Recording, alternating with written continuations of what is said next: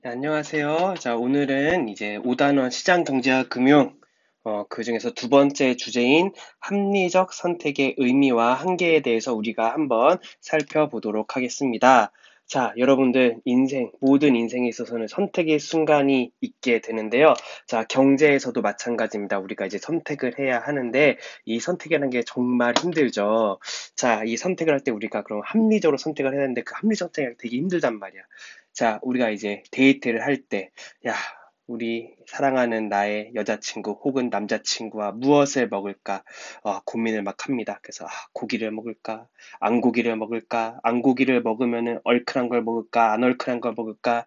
고기는 익힌 고기를 먹을까? 안 익힌 고기를 먹을까? 해가지고 막 이런 걸 따지고 그 다음에 또 그러면 돈이 얼마나 들까? 야, 엄청 먹어도 돼. 한 라면, 우동 이런 거 가볍게 먹는 거 그 밑에 이제 기억나니 랍스터 이렇게 우리가 이런 데이트의 식사를 선택할 때도 엄청난 고민을 거쳐서 선택을 하게 됩니다.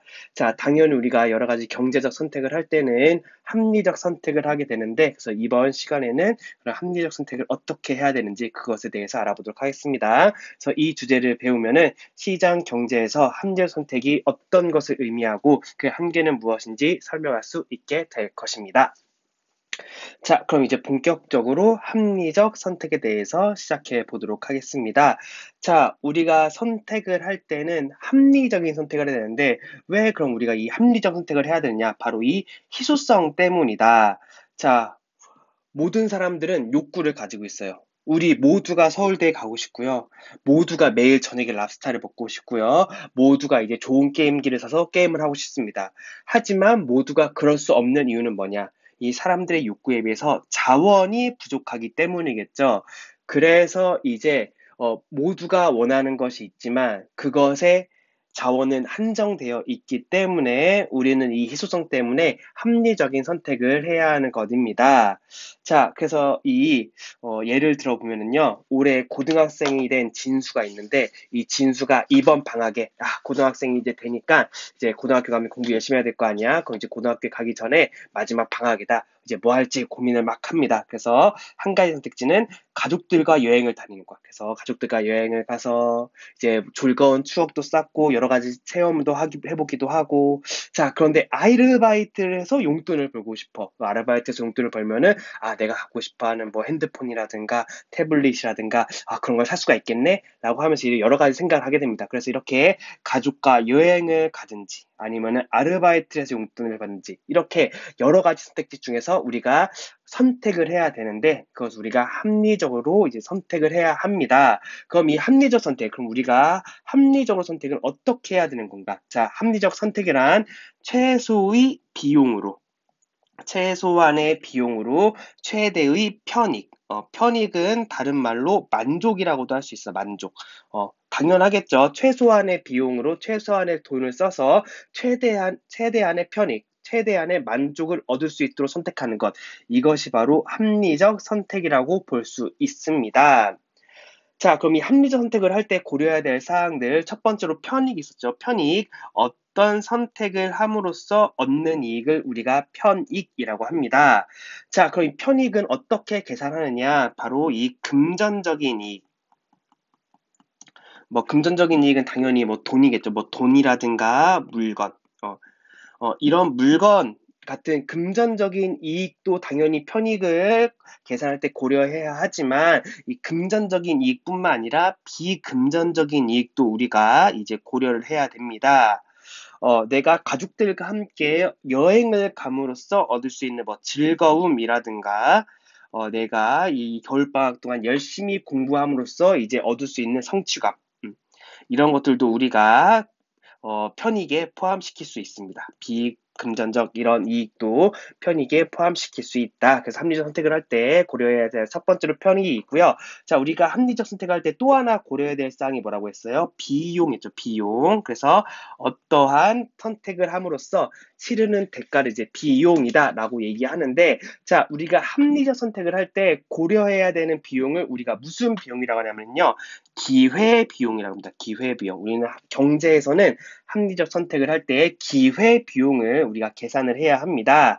자, 기회비용이란 어떤 대안, 여러 가지 선택지 중에서, 여러 가지 대안 중에서 어떤 한 가지 대안을 선택함으로써 포기하는 대안 가운데 가장 가치가 큰 것. 여기서 우리가 주의해야 될 게 이제 가장 가치가 큰 것. 자, A, B, C 선택지가 있는데 그 중에서 나는 A 선택지 선택을 했어. 그럼 이제 포기하는 것들이 이제 두 개잖아요. 자, 그럼 이 두 가지 중에서 가장 가치가 큰 것, 그것이 바로 기회비용이다라고 생각을 하셔야 합니다. 자, 그럼 이 기회비용을 그럼 우리가 어떻게 계산을 하느냐? 이 기회비용은 명시적 비용과 암묵적 비용, 이 두 가지를 합친 것을 우리가 기회비용이라고 합니다. 자, 그럼 또 이 명시적 비용은 뭐고 암묵적 비용은 무엇이냐? 자, 명시적 비용이란 어떤 대안을 선택함으로써 실제 화폐로 지불하는 비용. 내가 여행을 가. 그럼 내 주머니에서 돈이 나갈 거 아니야? 그 비용을 우리가 명시적 비용이라고 이야기를 합니다. 내 주머니에서 나가는 돈. 자, 그게 바로 명시적 비용이고, 자, 암묵적 비용은 무엇이냐? 자, 내가 돈을 내진 않았어. 그런데 어떤 대안을 선택함에 따라서 얻을 수 있었으나 포기한 것. 내가 다른 대안을 선택했으면은 이것을 얻었을 거야. 그런데 그것을 포기한 것. 이것을 우리가 암묵적 비용이라고 이야기를 합니다. 그래서 명시적 비용은 내 주머니에서 나간 돈. 그리고 암묵적 비용은 내가 포기한 것. 그것을 이제 암묵적 비용이라고 한다. 이 명시적 비용과 암묵적 비용, 이 두 가지를 합친 것이 바로 기회비용이다라고 이야기할 수 있습니다. 자, 우리가 한번 이제 연습을 해볼게요.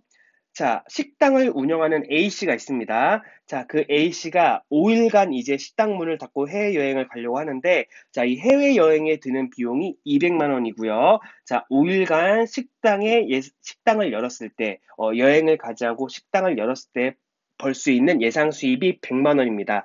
자, 여기서 우리가 이제 이 여행에 갈 때 드는 이 지출, 이 비용이 바로 명시적 비용이겠죠. 자, 이것이 바로 명시적 비용이고, 그리고 내가 만약 이 A씨가 여행을 가지 않으면은 예상 수입이 이 100만 원, 이것이 바로 암묵적 비용이겠죠. 내가 여행을 감으로써 이제 포기하는 비용이니까 이 100만 원이 암묵적 비용입니다. 자, 그럼 이 기회비용은 이 명시적 비용과 암묵적 비용을 합친 것이기 때문에 이 A씨가 5일간 해외여행을 감으로써 드는 기회비용은 300만 원이다 라고 우리가 계산을 할 수 있겠죠. 자, 그러면 우리가 합리적 선택이란, 자, 비용이 있고, 내가 드는 비용, 기회비용이지, 기회비용. 이 기회비용이 있고, 편익이 있을 때, 당연히 무엇이 더 커야 합리적 선택이라고 할 수 있다? 편익이 더 커야 합리적 선택이라고 할 수 있죠. 그래서 이 식당을 운영하는 A씨가 5일간 해외여행을 갔을 때, 이 느낄 수 있는 만족감이 얼마 이상은 돼야 된다. 이 300만 원 이상이 돼야 이제 여행을 가는 것이 합리적 선택이라고 할 수 있습니다. 자, 우리 한 가지 예를 더 들어볼게요. 자, 우리 현이가 있습니다. 현이가 있고요. 현이에게는 사랑하는 여자친구, 제필이가 있습니다. 자, 이 현이가 이제 제필이랑 이제 데이트를 하는데, 이제 또 근사하게 뷔페 식당에 가기로 했어. 쿠쿠에 가기로 했어요. 자, 쿠쿠에 가서 이제 둘이서 밥을 먹고 2시간 동안 밥을 먹으면서 3만 원을 지출했습니다. 자, 그런데 이 현이는요, 이 2시간 동안 뷔페에서 밥을 먹지 않고 만약에 아르바이트를 했다라고 하면은 이 2시간 동안 4만 원을 벌 수 있었어요. 자, 그러면은 이 현이는 제필이와 함께 식사를 함으로써 이제 지출하는 기회비용은 얼마이냐? 자, 기회비용은 명시적 비용과 암묵적 비용을 합친 거라고 했습니다. 자, 이 현이가 제필이랑 밥을 먹으면서 뷔페에서 쓴 이 돈 3만 원, 내 주머니에서 나간 돈이 3만 원이 명시적 비용이고, 자, 그리고 내가 제필이랑 데이트를 함으로써 포기한 것, 아르바이트를 함으로써 얻을 수 있는 4만 원, 이것이 바로 암묵적 비용이죠. 그래서 이 명시적 비용과 암묵적 비용을 합친 이 7만 원, 이것이 현이가 제필이와 데이트만 함으로써 지출한 기회비용이다라고 생각하면 되겠습니다. 자, 그럼 현이는 당연히 제필이와 데이트를 하면서 얼마 이상의 만족을 얻었어야 될까? 이 7만 원 이상의 만족을 얻었어야겠죠. 자, 그래서 우리가 착각할 수 있는데, 내가 이 제피와 이제 이 데이트를 함으로써 3만 원을 냈으니까 3만 원의 기쁨만 얻으면 돼. 그게 아니라 이 암묵적 비용까지 고려를 해서 7만 원 이상의 이제 만족감을 얻어야 이 현이는 합리적 선택을 했다고 볼 수 있습니다. 자, 또 하나의 예시를 한번 들어볼게요. 자, 현이가 대학교에 갔어. 대학교에 가서 이 첫 번째 여름방학이 됩니다. 자, 여름방학 동안 이제 여행을 갈 거야. 자, 여행을 갈 건데, 자, 유럽에 배낭여행을 갈지. 한 가지 선택지는 유럽에 배낭여행을 갈지고요. 또 하나의 선택지는 이제 제주도로 가는 겁니다. 뭐, 둘 다 너무 좋죠. 자, 그래서 유럽에 갈지, 제주도에 갈지 막 고민을 합니다. 자, 여기서 우리가 이제 하려면은 이제 우선은 편익을 따져봐야겠죠. 내가 합리적 선택을 하면 편익을 따져봐야 되겠죠. 내가 유럽 여행을 감으로써 얻을 수 있는 만족감. 이것을 예를 들어서 이제 500이라고 칩니다. 뭐 이런 걸 뭐 수치화하기 좀 힘들겠지만 500이라고 쳐요. 자, 그리고 제주도에 감으로써 맞는 만족감. 편익은 300이야. 자, 이렇게 생각을 한다면은, 자, 당연히, 자, 현이는 어디를 가야 한다? 편익만 따져봤을 때는 당연히 편익이 큰 이제 이 유럽을 가는 게 좋다고 생각할 수 있잖아요. 하지만 우리에게는 자원이 한정돼 있기 때문에 내 주머니의 돈은 한정돼 있기 때문에 무엇을 따져야 된다? 비용을 따져야 된다. 자, 비용을 따지는데. 자, 내 주머니에서 만약에 유럽에 여행을 간다고 하면은 300만 원이 들어. 많이 나가죠. 자, 그런데 제주도에 가면은 50만 원밖에 안 들어.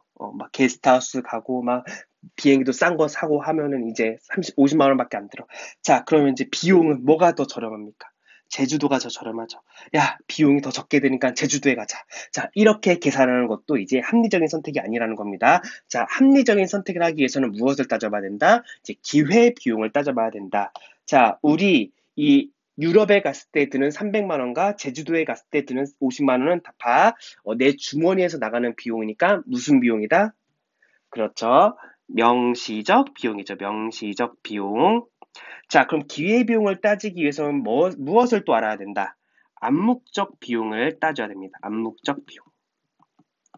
자, 이 암묵적 비용은 뭐라고 했어요? 내가 어떤 것을 선택함으로써 포기하는 대안, 어, 포기한 경제적 이익을 이제 암묵적 비용이라고 했죠. 자, 그럼 여기서 이제 암묵적 비용을 계산해 보면은, 자, 유럽에 감으로써 얻을 수 있는 기쁨. 자, 편익은 500만 원. 명시적 비용은 300만 원이야. 자, 그러면은 내가 이 유럽 여행을 가면서 얻을 수 있는 기쁨은 편익에서 명시적 비용을 뺀 200이라고 할 수 있겠죠. 자, 마찬가지로 이 제주도를 갔을 때 이제 얻을 수 있는 이제 만족감에서 이 명시적 비용을 뺀 이것이 바로 이제 뭐라고 볼 수 있다? 이 제주도를 가면서 느낀 행복, 만족감 그렇게 볼 수 있겠죠. 그래서 이거는 250입니다. 그래서 이 유럽을 선택한다는 것은 이제 제주도에 간 이 250을 포기한다는 말이니까 이 유럽에 갔을 때 암묵적 비용은 250이라고 볼 수 있겠고요. 자, 제주도에 갔을 때 이제 암묵적 비용은 유럽을 선택했을 때 포기한 거니까 이제 200이라고 볼 수 있습니다. 자, 이렇게 명시적 비용과 암묵적 비용을 이제 계산을 했어요. 자, 그러면은 이 기회비용을 계산해 볼 수 있겠죠. 자, 기회비용은 뭐였다? 명시적 비용과 암묵적 비용을 더한 거였죠. 그래서 이 유럽에 갔을 때 드는 기회비용은 550만 원. 자, 그리고 제주도에 갔을 때 드는 기회비용은 이 둘을 합친 250만 원이라고 볼 수 있다. 자, 이렇게 기회비용을 따진 다음에 이제 편익에서 기회비용을 빼주면 됩니다. 자, 그러면은 이제 이 유럽에 갔을 때 드는 편익 500에서 그리고 이 유럽에 갔을 때 드는 기회비용 550을 빼면은 얼마가 나온다? 마이너스 50이 나오고, 자, 그리고 이 제주도에 갔을 때 이 느끼는 이 편익과 얻을 수 있는 편익과 제주도에 갈 때 드는 이 기회비용을 빼면 얼마가 된다? 플러스 50이 된다. 자, 이러한 상황일 때 어디로 가는 게 더 합리적인 선택이라고 볼 수 있다? 이 제주도에 가는 것이 합리적 선택이라고 볼 수 있습니다. 자, 이런 식으로 이제 이 기회비용을 따져봐서 선택을 하는 게 좋다. 자, 그래서 이 개념을 잘 이제 이해하시고요. 혹시 이해가 안 되면은 여러분들 짝꿍한테 물어보고, 짝꿍도 이해를 못하겠다라고 하면은 반장한테 물어보고, 반장도 이해를 못하겠다라고 하면은 그때 저한테 오시면 되겠습니다. 자, 반장은 확실하게 이 개념을 이해해서 저한테 오지 않도록 잘 하세요.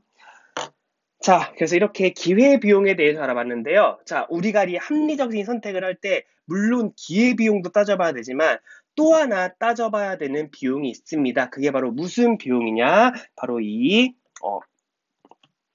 매몰 비용이라는 건데요. 자, 이 매몰 비용이란 이미 지불해서 회수할 수 없는 비용, 이것을 이제 매몰 비용이라고 얘기합니다. 자, 우리 학습지 3쪽을 보면은요, 3쪽의 맨 마지막 참고 자료에 매몰 비용과 합리적 선택이 있는데요. 자, 영화 제작자 갑이 있습니다. 이걸로 볼게요. 자, 영화 제작자 B씨가 있는데 지금까지 10억 원을 투자했어. 이 어떤 영화 제목을 뭐랄까, 뭐 현이의 사랑, 현이의 사랑이라고 하는 이제 멜로 영화, 로맨스 영화를 이제 만들기로 했습니다. 그래서 이 영화 제작자 B씨가 이 현이의 사랑을 만들기 위해서 지금까지 10억 원을 투자했는데요. 자, 10억 원을 투자하고 지금까지 이제 한 80% 정도 영화가 만들어졌어요. 자, 80%까지 영화가 만들어진 상황에서 이제 이 영화가 흥행할 수 있을까라고 이제 전문가한테 조언을 들었습니다. 그런데 전문가가 이 현이의 사랑 우선 주인공부터 구립니다라고 하면서 흥행하기 어렵습니다라는 조언을 받게 됩니다. 그럼 내가 지금까지 10억 원을 투자했는데 이걸 어떡하지라고 고민했는데, 자, 지금까지 80%가 마무리됐다고 했잖아요. 나머지 20%, 자, 마무리를 하기 위해서는 2억 원이 더 든대요. 자, 그리고 개봉 이후에 예상하는 수입은 이제 10억 원. 이게 총 12억 원이 드는데, 적자를 면하지 못할 것 같습니다.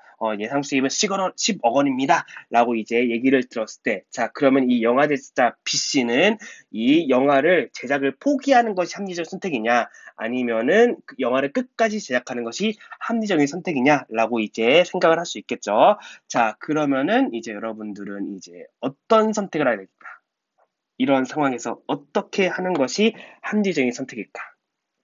음, 바로 이제 이 매몰 비용을 이제 생각을 해봐야 되는데요. 자, 매몰 비용, 이것은 이미 지불해서 회수할 수 없는 비용이라고 했잖아요. 자, 그러면은 여기서의 매몰 비용은 무엇이다? 지금까지 투자한 이 10억 원이 매몰 비용이라고 볼 수 있습니다. 자, 그런데 합리적 선택을 하기 위해서는요, 이 매몰 비용을 어떻게 해야 된다? 고려하지 않아야 한다. 합리적 선택에서는요, 이 매몰 비용을 고려하지 않습니다. 그래서 이 예시를 봤을 때 지금까지 투자한 10억 원은 고려하지 않는 거야. 앞으로 얼마를 더 투자해야 돼? 2억 원을 더 투자해야 되는데 이것만 고려하는 거예요. 그래서 앞으로 2억 원을 더 투자하면은 내가 예상 수입이 10억 원이니까 그럼 더 투자를 마무리하고 영화를 마무리하는 것이 합리적인 선택이다. 라고 여러분들이 생각을 하시면 됩니다. 주의해야 될 점, 이 매물 비용은 합리적 선택에서 이제 고려하지 않는다라는 걸 잘 기억해 두시면 되겠습니다. 자, 그래서 이 합리적 선택에 대해서 정리해보면은, 자, 여러 가지 선택에 따른 비용이 같다면 당연히 편익을 최대로 얻을 수 있는 쪽을 선택하겠죠. 자, A안이 있고 B안이 있는데, 자, A안도 이제 100만 원의 비용이 들고 B안도 100만 원의 비용이 들어. 그럼 당연히 편익이 이 A는 500이고 B는 1000이다. 그럼 당연히 B를 선택하는 게 합리적 선택이겠죠. 그래서 비용이 같다면 편익을 최대로 얻을 수 있는 쪽을 선택하는 게 합리적 선택이고, 자, 두 번째, 여러 가지 선택에 있어서 편익이 같다면 당연히 반대로 비용을 최대로 넣을 수 있는 쪽을 선택하는 게 합리적 선택이겠죠. 자, 그리고 이제 궁극적인 합리적 선택이란 편익에서 비용을 뺐을 때 이것이 이제 양수가 나왔을 때 0보다 클 때 그것이 합리적 선택이다라고 이제 볼 수가 있습니다. 자, 그럼 이 경제에 있어도 합리적 선택은 왜 필요할까? 경제 주체가 주어진 조건에서 자신의 목적을 가장 효과적으로 달성할 때, 이럴 때 시장 전체의 효율성이 증대됩니다. 자, 우리 이 자본주의 시장 경제에서 가장 중요한 건 이 자원이 효율적으로 분배되는 거예요. 자, 그래서 이 합리적 선택은 시장 전체의 효율성을 증대시켜 주기 때문에 이 합리적 선택이 중요하다라고 생각을 하시면 되겠습니다.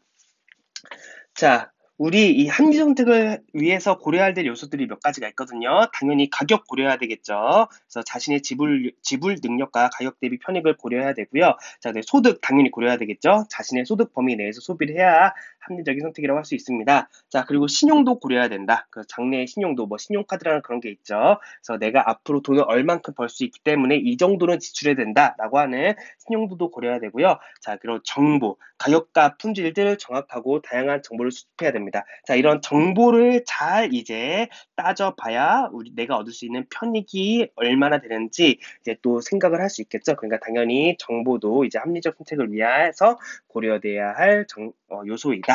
자, 이렇게 해서 합리적 선택의 의미와 필요성에 대해서 우리가 이야기를 해봤습니다. 자, 다음으로는 이제 합리적 선택의 과정과 한계에 대해서 볼 건데요. 자, 우선 이것이 바로 합리적 선택의 과정인데, 뭐 문제인식, 선택의 기준 결정, 정보 수집 및 대안 탐색, 대안 평가, 선택 및 실행하기 이렇게 있는데요.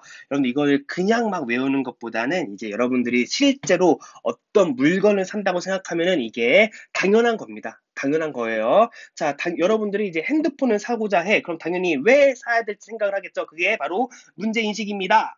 자, 자신이 선택해야 할 일, 내가 핸드폰을 살 거야, 스마트폰을 살 거야. 그게 왜 필요한지, 그거를 이제 생각하는 게 문제 인식이겠죠. 자, 그래서 여러분들이 이제 스마트폰을 이제 사야겠다라고 생각을 했어요. 뭐 스마트폰이 망가졌어. 나 이제 스마트폰이 없어서 이제 써야 돼. 고등학교 오니까 사야 돼. 라고 이제 문제를 인식해서 스마트폰을 사려고 합니다. 자, 그럼 이제 스마트폰을 살 때 이제 어떤 것을 선택할 것인가, 그 기준을 결정하겠죠. 자, 뭐 내가 스마트폰을 살 때, 뭐, 나는 뭐가 중요해? 뭐, 디자인이 중요해. 혹은 뭐, 실용성이 중요해. 그리고 나는 가격도 중요해. 가격도 봐야 돼. 그리고 난 브랜드도 중요해. 내가 이 핸드폰을 만든 제조업체가 어떤 철학을 가지고 있는지 그것도 중요해. 라고 하는 브랜드도 중요해. 라는지 뭐 AS도 중요하죠. 당연히. 그래서 이런 기준들을 따져보는 겁니다. 그래서 자신이 원하는 것에 구체적인 평가 기준을 정하는 거예요. 그리고 각각의 기준에 관한 중요도 등을 결정하는 겁니다. 그래서 나는 뭐 디자인, 실용성, 가격, 브랜드, AS 이런 걸 기준으로 할 건데 나 1순위는 디자인이고 뭐 2순위는 실용성, 3순위는 가격, 4순위는 브랜드, 5순위는 뭐 5순위는 애프터 서비스 AS야. 자, 이런 걸 따진 다음에 자, 세 번째로 자, 이 기준에 따라서 정보를 수집하고 대안을 탐색하는 겁니다. 그래서 디자인은 A사와 B사가 있을 때 A사가 더 좋고 실용성은 B사가 더 좋고 등등등 이런 식으로 이제 정보를 수집해서 이제 내가 생각하는 기준에 따라서 이제 이런 수집을 하는 그런 단계가 세 번째 정보 수집 및 대안 탐색이고요. 자, 네 번째는 대안 평가입니다. 그래서 각각의 기준에 따라서 평가하는 단계로 선택 기준의 중요도가 다를 경우에는 선택 기준에 따라 가중치를 부여함으로써 편익과 비용을 평가할 수 있다. 뭐 예를 들어서 뭐 A사의 핸드폰과 B사의 핸드폰이 있는데 자, 내가 뭐 디자인과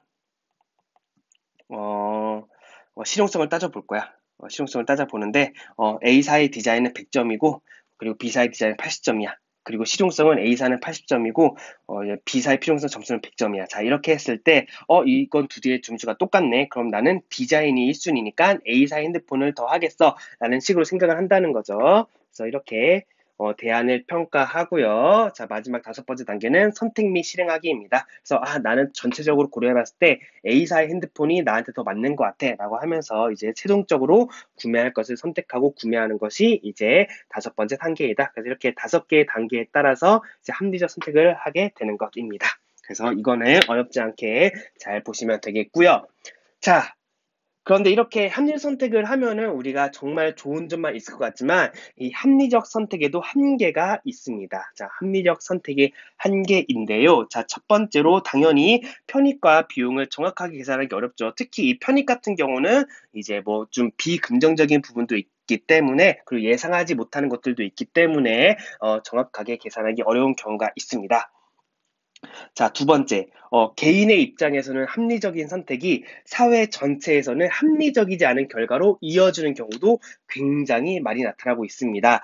이걸로 이제 대표적인 예시가 이제 저축의 역설이란 게 있는데요. 저축의 역설이란 게 있는데, 자, 여러분들, 학습지 3페이지 가면은 이제 저축의 역설에 나와 있습니다. 그래서 개인의 합리적 선택이 사회 전체에도 합리적 결과로 이어지지 않는다라는 거. 그래서, 경기가 어려워질 걸 대비해서 가계 소비를 줄이고 저축을 늘려요. 그러면 개인 입장에서는 야, 지금 내가 돈을 쓸 때가 아니다. 돈을 모아야 되라고 하면서 이제 저축을 늘리는 것은 합리적 선택일 수 있지만, 그러나 저축을 하면은 그만큼 소비하는 비용이 줄어들 거 아니에요. 그래서 이 소비가 감소하면서 경기 불황을 심화시켜서 이제 부정적인 효과가 나타날 수 있다. 이게 바로 이제 구성의 오류, 저축의 역설이라고 합니다. 그래서 이렇게 개인에게는 합리적인 선택이지만 사회 전체적으로는 이제 좀 이런 부정적인 그런 모습이 나타날 수 있다. 그래서 이런 두 번째 한계가 있고요. 자, 세 번째 한계. 선택의 효율성만 지나치게 추구할 경우에는 공공의 이익이나 규범 준수를 간과할 수 있다. 내 선택만 중요하다 보니까 나의 합리적 선택만 추구하다 보면은 이것은 공공의 이익을 해칠 수 있다. 이것은 바로 이제 공유지의 비극. 공유지의 비극으로 나타날 수 있는 한계점이라고 볼 수 있습니다. 자, 마찬가지로 3페이지에 보면은 공유지의 비극 참고자로 나와 있는데요. 자, 공유지의 비극. 각자의 이익을 추구하는 것이 다른 경제 주체의 이익을 저해하는 경우가 나타난다. 그래서 이 공유지나 공유 자원의 경우에는 소비가 제한되지 않아요. 나중에 우리가 얘기하겠지만 공공재라는 것은 모두가 쓸 수 있기 때문에 소비가 제한되지 않은 경우가 대부분인데, 그래서 이 경제 주체들이 각자의 이익을 추구하는 과정에서 필요 이상의 자원을 사용하게 됩니다. 그렇게 되면 이제 궁극적으로는 다른 경제 주체의 이익을 저해하기도 합니다. 자, 공유지.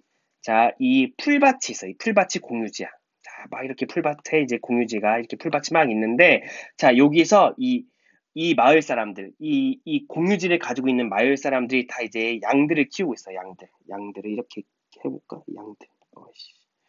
자, 양들이 이렇게 키우는데, 자, 이 공유지에서 이제 이 마을 사람들이 자기의 집에서 키우고 있는 양들한테 막 풀을 먹인단 말이야.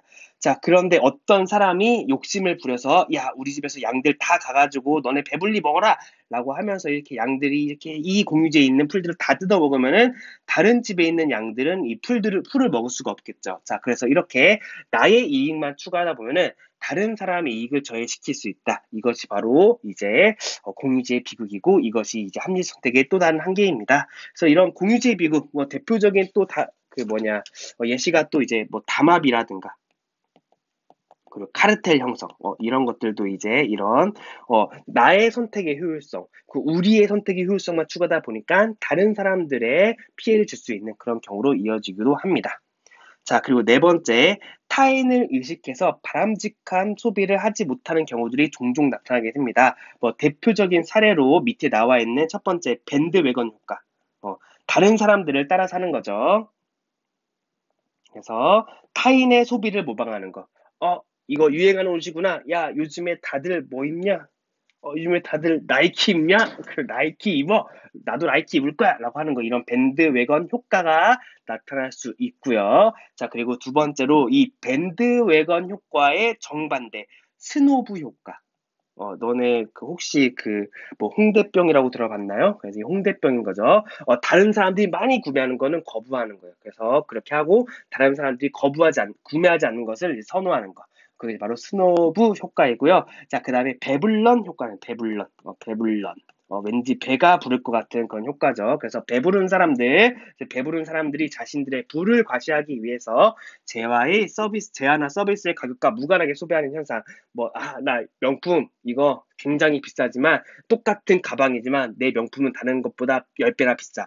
하지만, 그래도 이것이 나한테 만족감을 줘. 라고 하면서 이제 소비하는 배불련 효과. 그래서 이런 것들, 타인을 의식해서 바람직한 소비를 하지 못하는 경우들이 있기 때문에, 이제 여러 가지 이런 합리적 선택에는 한계가 나타나게 된다. 자, 이렇게 해서 우리 이제 두 번째 주제인 합리적 선택에 대해서 알아보았습니다. 오늘은 여기까지 하도록 하겠습니다. 모두 고생하셨습니다.